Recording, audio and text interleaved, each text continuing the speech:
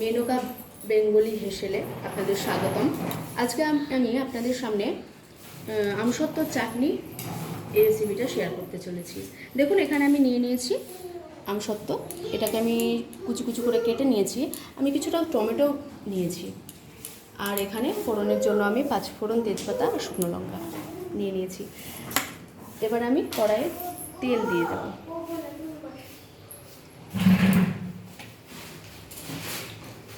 তারপরে শুকনো লঙ্কাটা তেলে দিয়ে দেবো।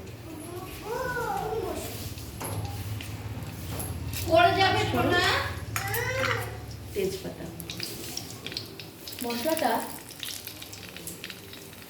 যখন ফুটবে তেলে ফটফট করে, তখন আমি টমেটোটা ছেড়ে দেবো।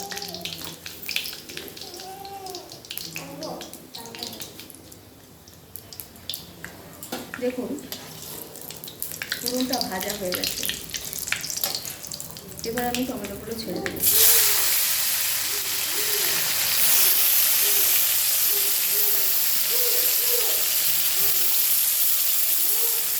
টমেটোটা দিয়ে আমি কিছুক্ষণ নেড়ে নেব। হালকা একটু লবণ দিয়ে টমেটোটা সেদ্ধ হতে দেবো।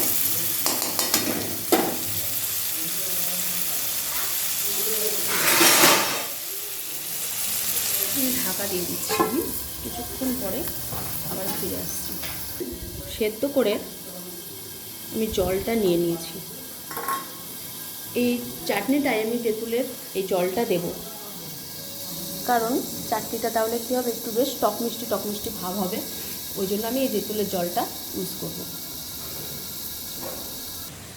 টমেটোটা আমার সেদ্ধ হতে হতে আমি এই চাটনিটার জন্য একটা ভাজা মশলা রেডি করে নিই। এর মধ্যে আছে 5 ফোড়ন, অল্প একটু সামান্য কালো সর্ষে আর কটা গোলমরিচ দিয়েছি, মানে একটু ঝালের ফ্লেভারও যাতে থাকে। আসলে আমাদের বাড়িতে সবাই ঝালটা একটু বেশি পছন্দ করে, তো তাই জন্য কটা গোলমরিচও দিয়েছি। তো এটা একটু শুকনো কড়াইয়ে এটাকে ভেজে নেব, নিয়ে গুঁড়ো করে নেব।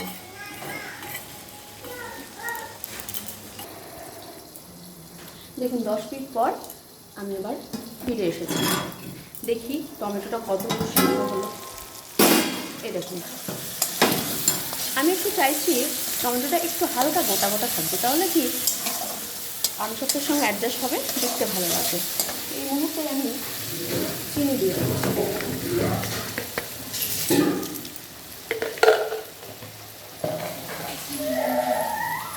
পরিমাণ মতো চিনি দিয়ে দেব।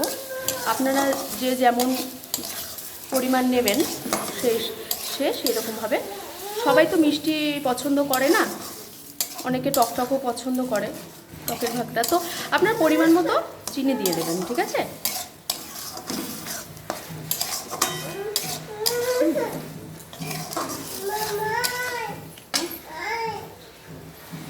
তো এবার আমি আমসত্ত্বগুলো দিয়ে দেবো, তাহলে কি আমসত্ত্বটা টমেটোর সঙ্গে সেদ্ধ হতে হবে। দেখুন আমসত্ত্বগুলো আমি দিয়ে দিয়েছি।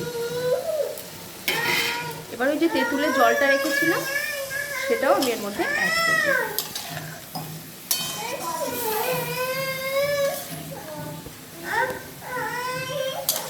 দেখুন এখন একটু পাতলা পাতলা আছে, একটু পরে যখন এটা রান্না হবে তখন এটা গ্রেভি হয়ে যাবে। এটা ঢাকা দিয়ে দিই, একটু রান্না হতে দিই। আবার ফিরে এলাম, ঢাকাটা খুলে দেখুন আমি আমসত্ত্ব টমেটো অনেকটা ঘন হয়ে এসছে। তবে আমার মনে হচ্ছে আর একটু চিনি অ্যাড করতে হবে। দেখুন আমার মনে হলো তেঁতুলের জলটা দেওয়া আছে, তো তার জন্য একটু চিনিটা বেশি লাগলো।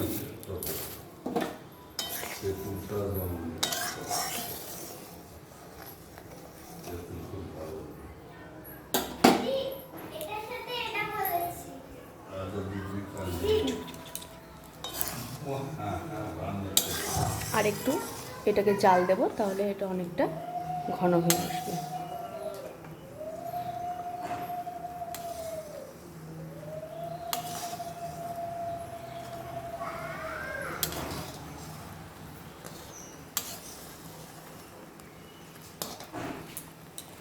দেখুন আমি ভেজে রেখেছি মশলাটা, আপনাদের প্রথমেই দেখিয়েছিলাম।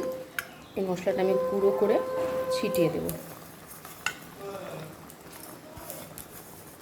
আমি কিন্তু এমনি কোনো মশলা চাটনিতে ইউজ করছি না।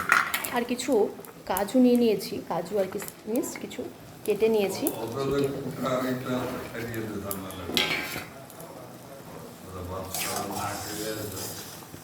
এবার মশলাটা দিয়ে একটু নাড়িয়ে নেব।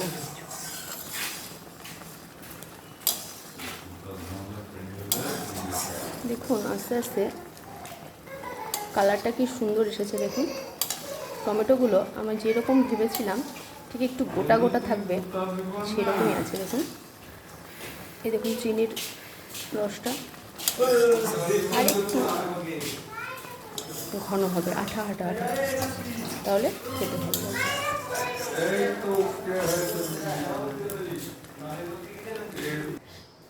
দেখুন এবার চাটনিটা আমার হয়ে গেছে।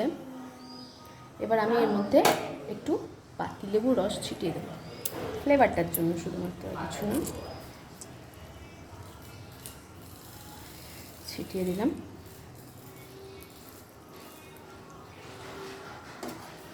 ছিটিয়ে দিয়ে এটা একটু নাড়িয়ে নিলাম।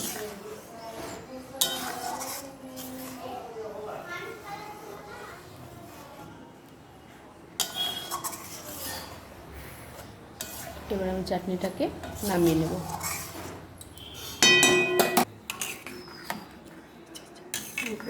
গ্যাসটা অন কর।